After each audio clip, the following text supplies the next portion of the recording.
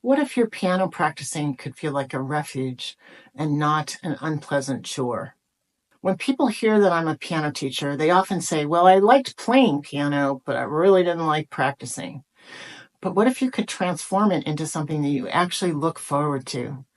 In this video, I'm going to show you how to completely shift your relationship with practicing by using mindfulness. Now, that's a big buzzword right now, but it's also a very effective technique for improving your playing.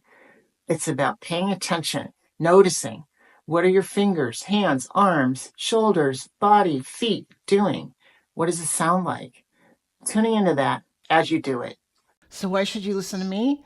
Well, I have almost 5 decades experience teaching, and some of my most advanced students have won prizes, like the gold medal in the 2024 gold stream of the Boston International Piano Competition, and another student appeared a couple times on NPR's From the Top. And regards to this particular video about mindful practicing, I was an injured pianist, and at 30, I took a couple years off of playing and completely rebuilt my technique from scratch. So that meant I spent about a year playing 1 or 3, 4 notes at a time and really tuning into how was I using my fingers, hands, and arms so that I could learn ways of moving that were more efficient and got a better musical result.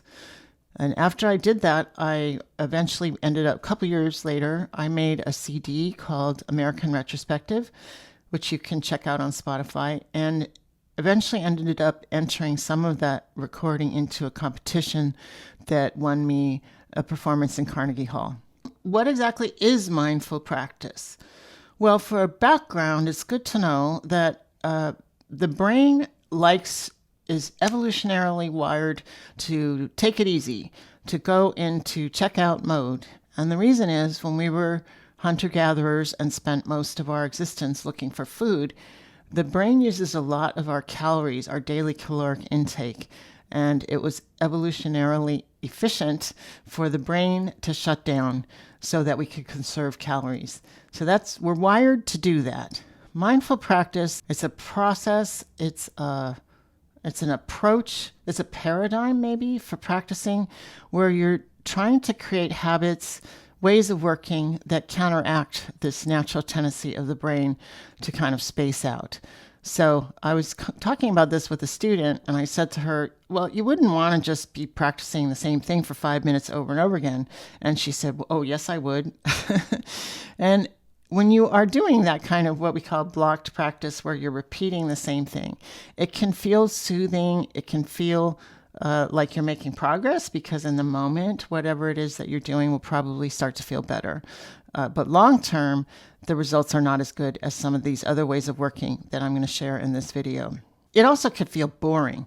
So the brain will check out and you'll find your mind wandering. The goal of mindful practicing is to try to get that checking out, that mindless repetition to be as small a part of our work as possible. And Chopin was fond of talking to his students about that.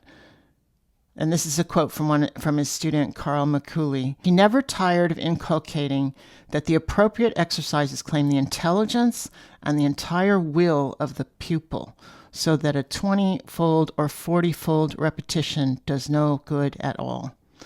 That's it in a nutshell. So when you're practicing, your mind will, of course, wander. As I said before, that's how we're wired. What to do? That's your cue that it's time to do something different. It's time to switch it up. It does not mean that you have a deficiency in how you focus. It does not mean that you're not trying hard enough. So this switching what you're doing very often is called interleaving or interleaved practice. And there's ample research evidence that shows that it's much, much more effective than blocked practice. So if you're doing one thing, mind wanders, switch to something else. It could be the next measure. It could be a different piece. So you'll be jumping around quite a lot. And in fact, you can even set a timer so that every 3 minutes the timer goes off and then you switch to something else. Now, this is much more difficult than playing the same thing for 5 minutes. It takes a lot more cognitive effort, and you'll probably be more tired and you won't be able to work as long, but the results will be better. Give it a try. Let me know how it works for you in the comments. The first place that's very important to apply mindfulness is in listening. Listening to how you are playing.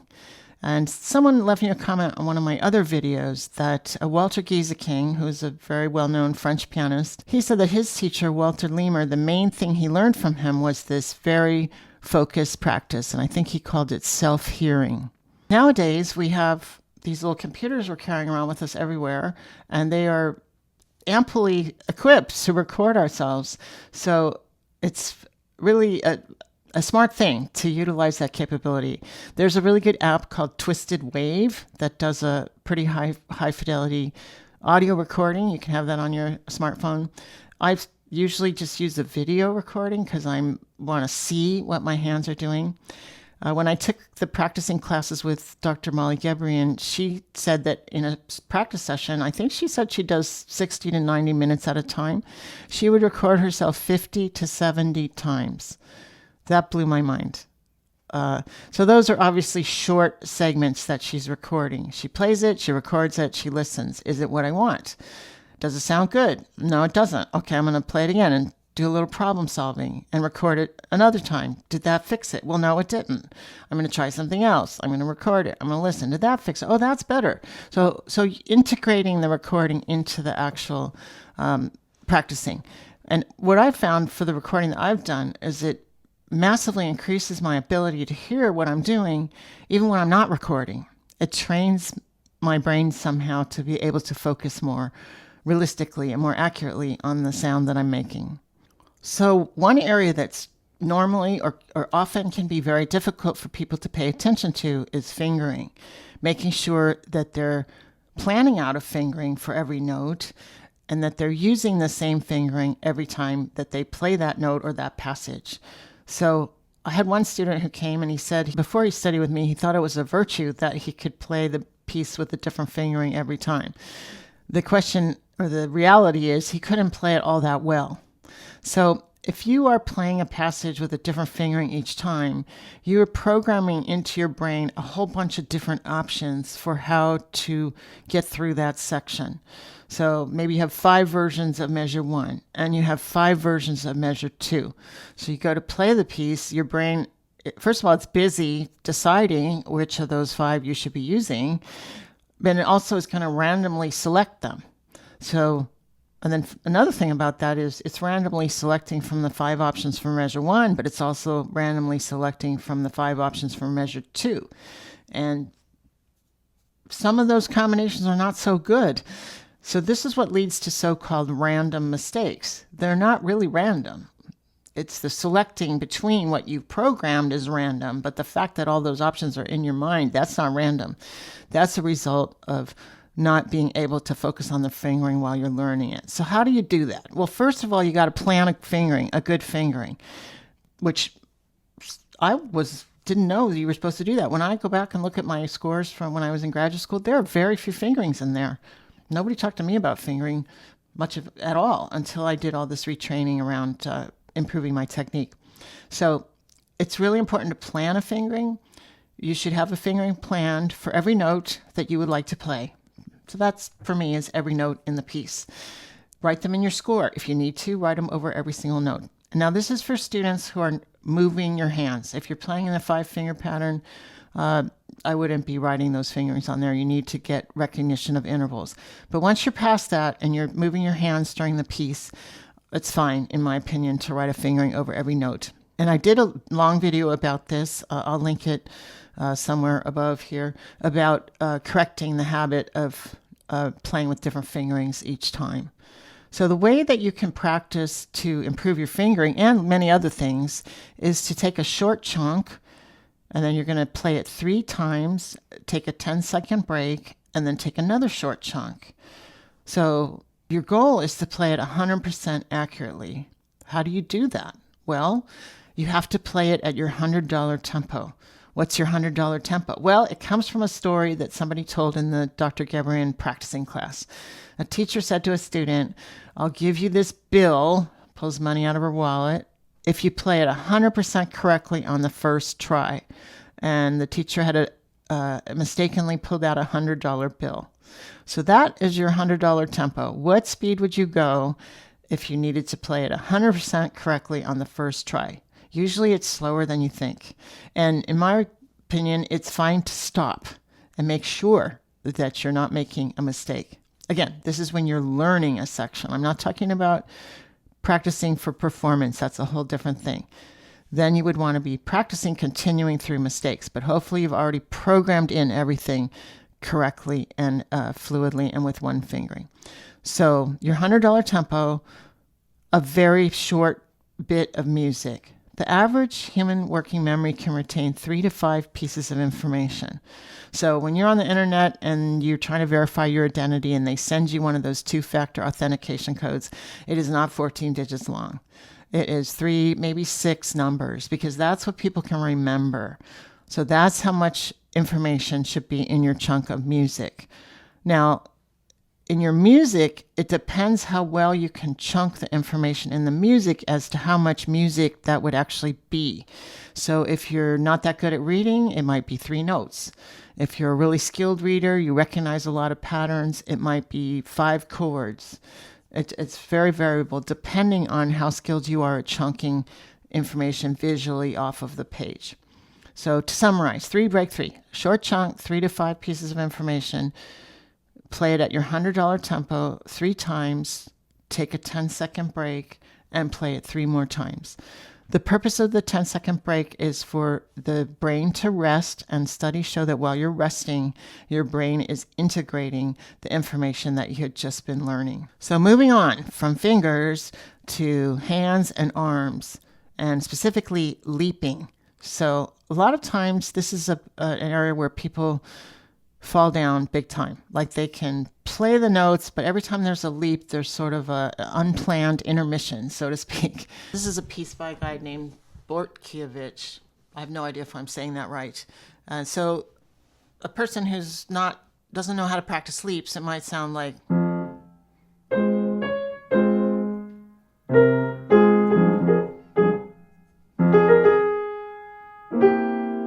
So there's always a pause.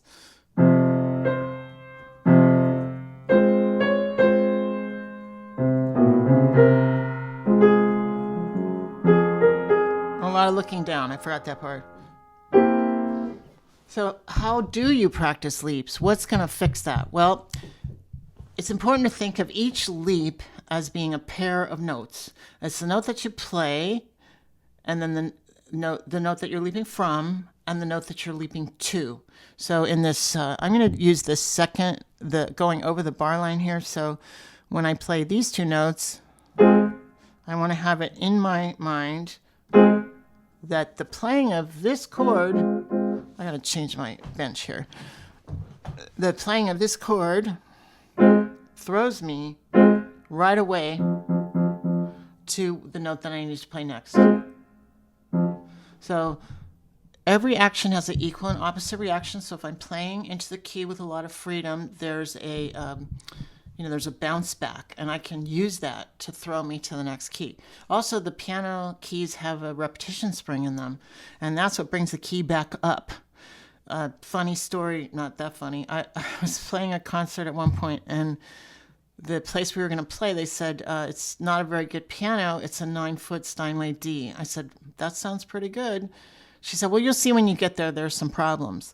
Well, the problem was the repetition springs. So when you put a note down, went down fine, sounds okay, it just didn't come back up. That made trills really not good.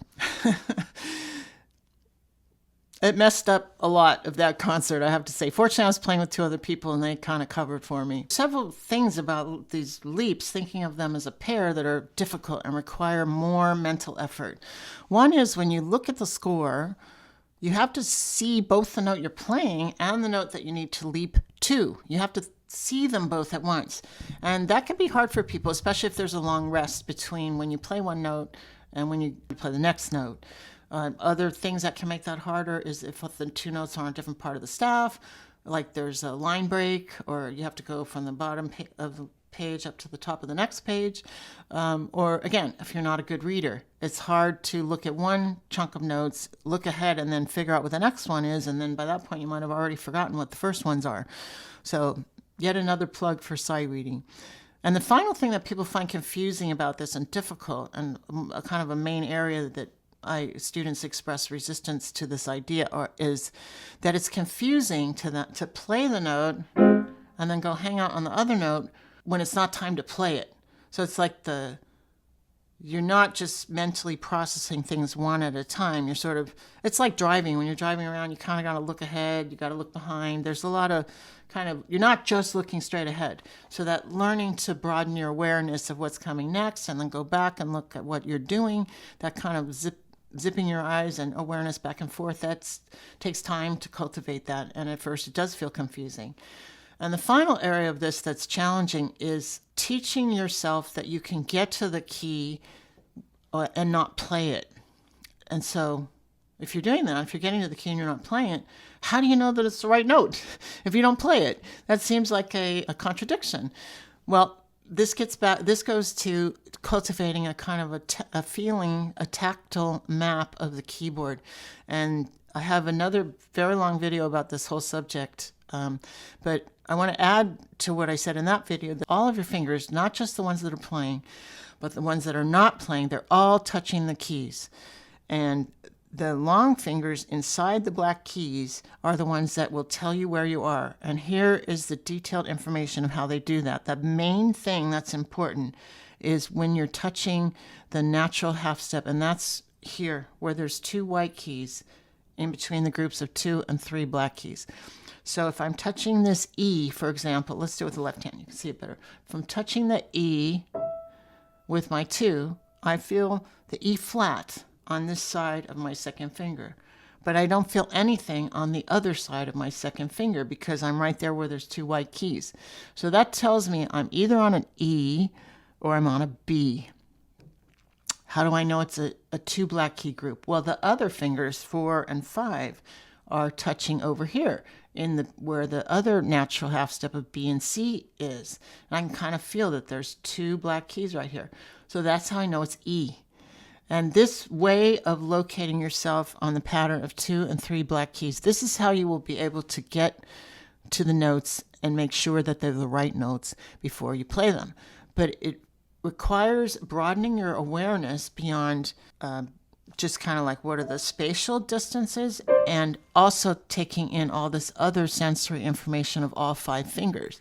And at first that's a lot of input for people, and it's hard to sort it out. You have to spend time being present with it, which is what we're talking about in this video, mindful practice. So oftentimes there'll be this physical link in the leaps that I showed with the Bortkiewicz piece, but sometimes you have to actually hold a note down.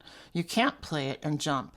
So this example is from a Bach little prelude, and I'm playing and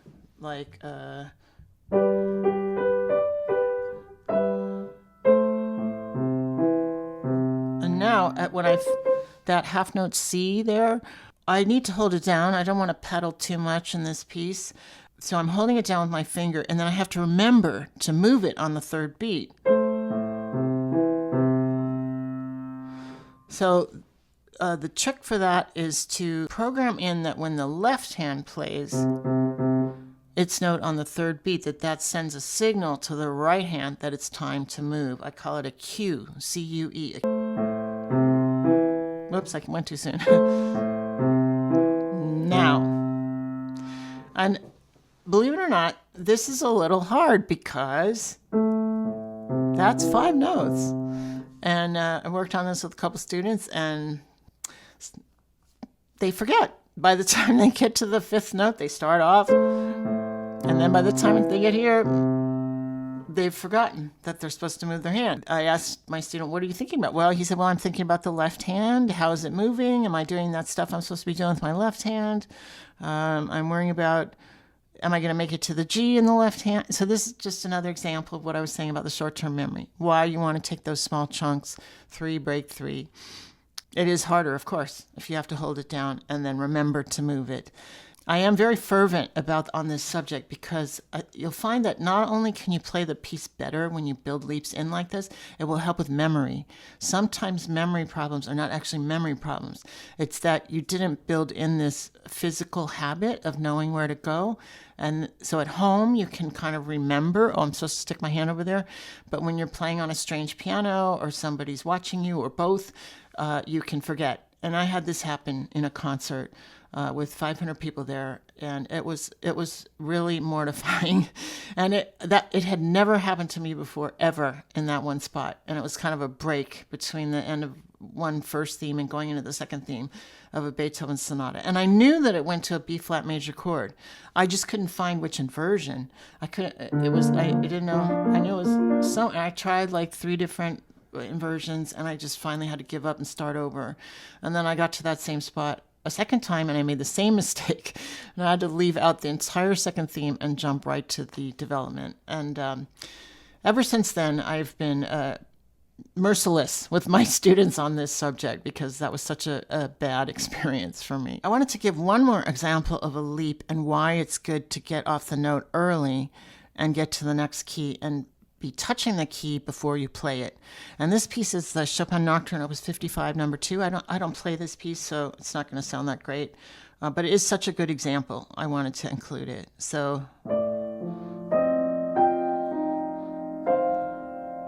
here, I want to get here early so that I can make the kind of sound that I want to make. If I'm like rushing to the key, then it's harder for me to control how I put it down.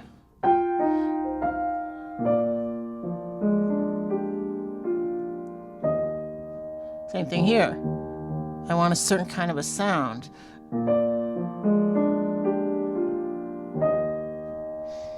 So that getting to the key. So as you're learning your pieces, you're practicing your pieces, another thing to try to be mindful of is the horizontal relationship between notes and chords. And this example is the Chopin Prelude in E minor, very famous piece, beautiful piece that a lot of people play. It's a nice piece if you're relatively new to Chopin. And he has all these chords in the left hand that keep repeating. And so the easiest way to learn it is to look and see which notes change. Between measure 1 and measure 2, the bottom 2 notes go down. Now the top note changes. Now the bottom 2 notes, etc. So it helps with learning, but it's also important for musicality and expression for you to try to bring that out for the audience, which notes are changing. Because music is about flow. And so when something's repeating, that's not really flow, that's much more static. We want to help people understand what's changing. That shows the progression of the piece, the forward direction of the piece. This is from the Chopin Polonaise in C minor, Opus 40, number 2. So this one, I'm starting in measure 87. There's a lot of sharps and flats on there. So if you're paying attention, what's changing? Like here, these 2 are going in. And then the next one, after some thought, you might notice that those are the exact same notes. And now only the bottom note changes. So they go in, same bottom note goes up. And in the left hand, same, the top note stays the same, middle note goes down a step. And now the top note stays the same. It doesn't look the same on the staff, but it is the same. Sometimes I write that in the music, same. And I circle them. And then the bottom note goes down. And now both notes goes down.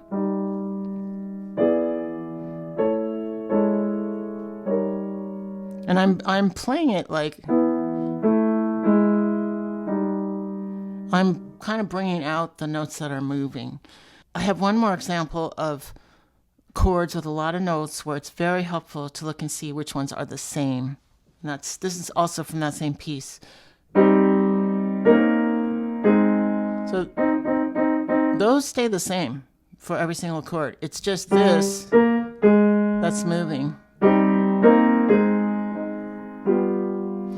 And it's much easier to learn that passage when you see that. You're thinking, oh, I'm just playing octaves. And I keep these going. Suddenly that's much more straightforward to understand what the notes are. This chord's very stretchy, very hard to play. Some people might have to leave off the bottom thumb. It's a very awkward span in the hand. Just a little footnote there. Another place where you can use this idea of thinking about what's the same and what's different is it will help you with your leaps. So this example is from Prokofiev, the Montagues, and the Capulets, the piano transcription of it. It looks like there's a lot of leaps, but basically the hand is playing broken chords. So there's, and then it's, so basically it's, if you think of it that way, you can notice that when I go from here to here, my hand here,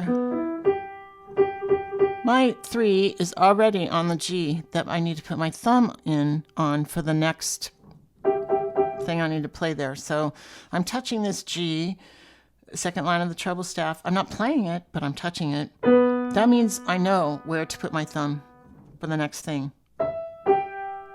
Now the next group, this, the bottom note of where I'm going, I'm already touching it. I have my 3 on it. Now I'm going to put my thumb there. So thinking about which notes stay the same, even if you're not playing them all at the same time, or you're not even playing all of them, you're just touching some of them, but it's still going to be the same key that you move your hand to. So you're already touching your key that you need to leap to. Then it doesn't feel like a leap. It's more like you're just sort of relocating, like shifting yourself. You know, you're already touching it. Just move along. Move along. Put my thumb where my 3 is, etc. So another thing to try to be conscious of as you're learning to play your pieces is how are the hands relating? Just for the record, I am not a fan of hand separate practice. In the studio of my students in real life, I have 3 or 4 people who did lots of hand separate practice, and some of them still like to do it. And I find that these students have their own set of problems that are in addition to the problems that most people have. They get confused sometimes when one hand has to do something or the other hand has to do it. Like how the hands are relating is confusing. So an example, one person's working on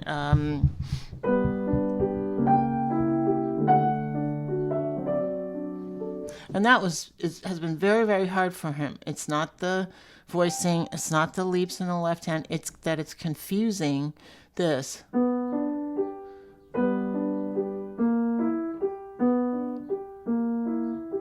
It's confusing to think of that as one thing, even though it's being played with 2 hands.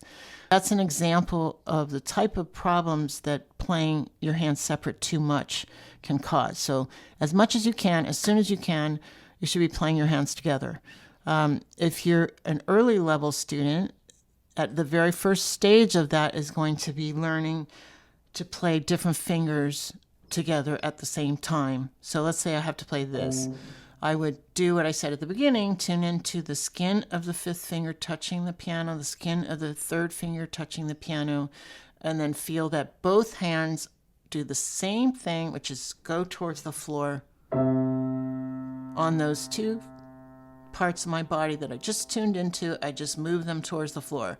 And then whatever's next, I try to tune in which 2 fingers. Let's say it's 2 and 2. That's always easier when it's the same. And they go down towards the floor together. Big trick or hack to make the hands working together easier is to look for a way to conceive of it so it feels like they're doing the same thing. So the next bar with putting the hands together for early level students is to have one hand play disconnected and the other hand play legato, like. So I like to teach that first you feel like the hands are doing the same thing. They put the keys down. And now you feel like they're doing something different, which is the left hand stays down and the right hand comes up. So same, different, same, different, same, different, etc. I do not suggest that you think of it as, I have to do two separate things. I'm doing this thing with the left hand, I'm doing this other thing with the right hand. No, that's not what you're doing. You're doing one thing with two hands. First it's the same, then it's different, then it's the same, different. And thinking that way from the beginning will help you develop this much more integrated mental mapping of how the hands work together. Another much more advanced way of how the hands relate is a relationship in sound between the hands. So again, at an early level, it could be that one hand is louder than the other, like, or. So again, I'm thinking, what's the same, what's different? They're both putting the key down, but this hand is doing it with more weight and speed into the key, and this hand less. So I'm focusing on what's the same and what's different. In a more advanced kind of situation, it might be, so this kind of a ringing sound, a more rich sound. And now this is by itself, that's nice. And now rich or ringing, still rich. Rich, quiet, leap. And I do lots of that kind of practice. I actually like doing that. That's how you can refine what it is that you're doing musically, is really tuning into this level of detail of how are the hands relating to each other. And there's many, many more ways that the hands relate. Moving on from the fingers, hands, arms, let's talk about the feet. Being aware of your feet. Guess what that means? It means tuning into how you're pedaling. So most of the students that have come to study with me had very little instruction on the details of how to pedal. More like, use the pedal, or don't use the pedal. Use more, use less, but very little specific instruction of how and when to put your foot up and back down. I just made a very long video about this. I'm going to link it somewhere up there, wherever it is that YouTube puts those cards. And I go into a lot of detail about how to teach yourself how to use the pedal to connect the notes. But what I will say is it relates to kind of what we already talked about, that when you're learning something, you need to go slowly enough that you can make sure you're doing the right thing. This becomes really important to have that timing correct when you have leaps. Like, so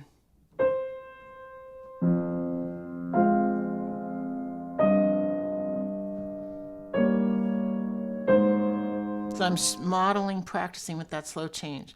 The student that's playing that, he often gets,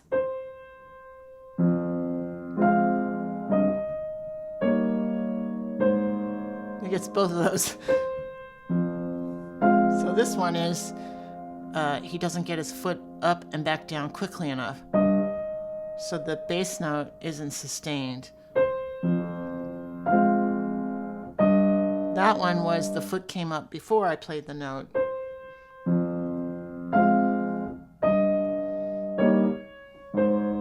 And then there's, so the foot went up and back down, but it didn't come up and down far enough. So it's kind of blurry sounding. So those are all the different, or many of the different flavors of pedaling mistakes, that the only way to change those is you have to practice slowly enough that you can make sure that you're playing the notes, then bringing your foot up, then putting your foot back down, and then playing the new notes. That's when you're leaping. It requires a lot of mindfulness, a lot of tuning into the relationship between your foot and your hands, and a lot of listening. Moving on from feet, hands, arms. When you're ready, it's great to try to tune into the rest of the body. I'm going to start with the elbow. What is the elbow doing? When you are playing leaps back and forth, like the one I was just talking about, you would want to keep your elbow in the same spot. If you're playing scale, arpeggio that goes up and down the piano fast, you do not want to keep your elbow in the same spot. You want to be moving along with the scale or the arpeggio so that your hand is always at the optimal angle for whatever it is that you're trying to play. But it's also important that your body is in the right spot. So this is an example from Judo by Ravel, and it's got the same arpeggio writing, but in 2 different octaves. So I've got this one, that one, and then I've got this one. Notice that I'm in 2 different places here. I would be here, and then I would be here. If you are playing a passage where you have to play in front of the body, or this hand has to be here, or this hand has to be here, do an experiment. Play it where it feels easy, where your elbow's not in front of you or reaching across, and play your notes here.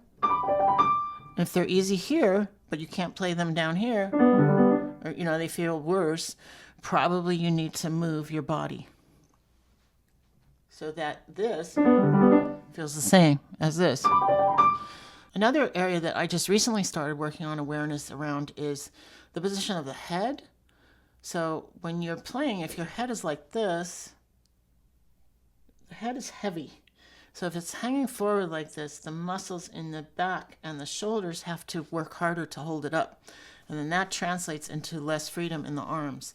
So I spent, quite a while, 4 or 5 months, trying to really tune into keeping my head much more upright. I don't know that I always succeed, but to the extent that I succeeded, it helped. It helped my speed. Another thing I've also been recently working on is shoulders, awareness of shoulders. So a lot of times we think that that this is the shoulder. And it's true, the arm bone moves here, this upper arm bone. But the whole arm structure is attached to the body here, at where the collarbone is. Like if you touch here on your collarbone and move your arm, you'll feel that your collarbone is moving.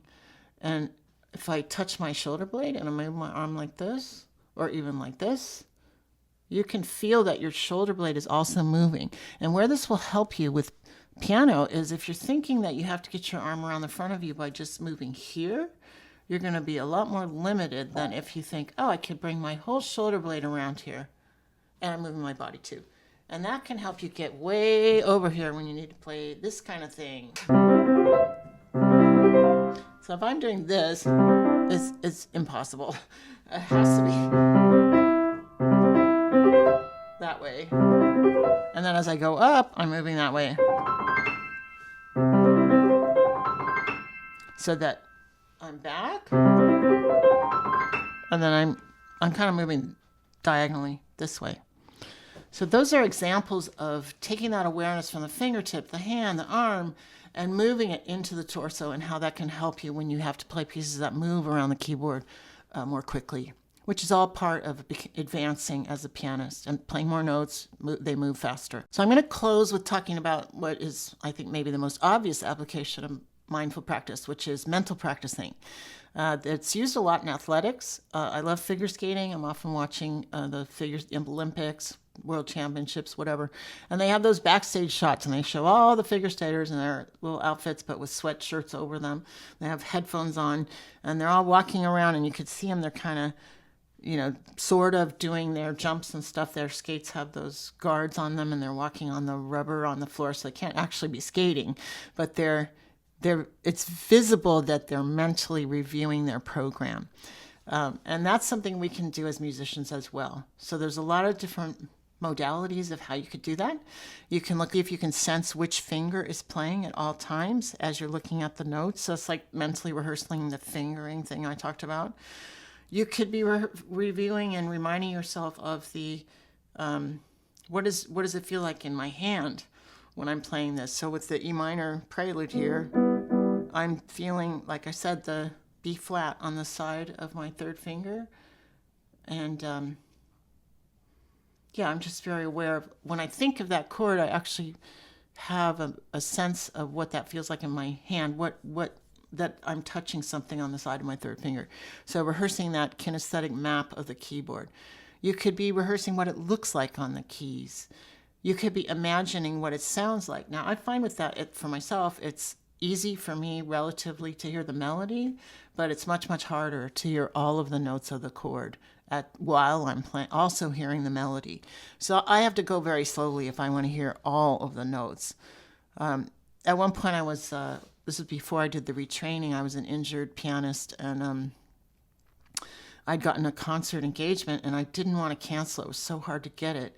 But I had pain in my arm, so I couldn't really practice. The doctor said, don't play until you're pain-free at rest.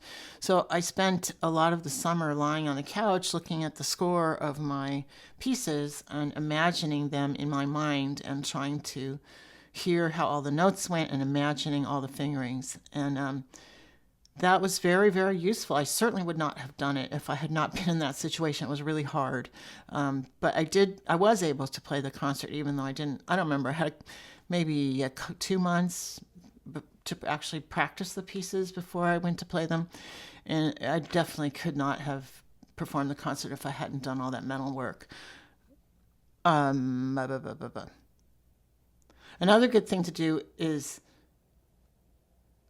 imagine yourself doing the movements that you need to do, and then imagine them being how it is that you would like them to feel, like easy. So I use that for this piece. So for a long time, the left hand was very tight, and what I did is I would play like a little chunk, like, and then I would mentally rehearse myself playing that chunk, like imagining the movements that I did and hearing the notes, feeling which fingers play, and imagine it feeling loose and free and easy. And it actually worked. It seems like cheating, but it actually worked. And Dr. Gebrin is the one that suggested that, and I was, the word, it's not a common word, but gobsmacked. I was very surprised. So give it a try. And I actually found that much easier if I played a little chunk and then mentally rehearsed it, and then played it and then mentally rehearsed it. So there's a lot more to say about mental practicing. I'm not really an expert in it, but it is a super valuable skill. It's well worth cultivating. All right, I hope this is helpful to you.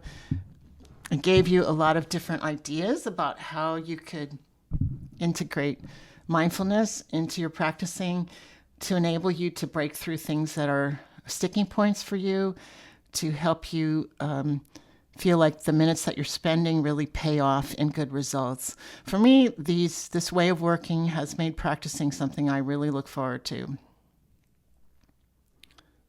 I'd love to hear in the comments if you try any of these things, what you think, which ones you think you might try, if you have any results, what they're like. I'm always very interested to hear about your experience. It's been fantastic to get all the comments that I've been getting on my videos. I really love that sense of knowing what's going on for you. And I'll link the videos that I mentioned in the description as well about the fingering, the pedaling. I don't remember which other ones I said. I have one also about the leaps, about when you're playing a run and then the left hand has to leap. So if I think of any others that are relevant, I'll stick those in the description as well. Thank you for watching. Thank you for your kind comments, and good luck with your practicing.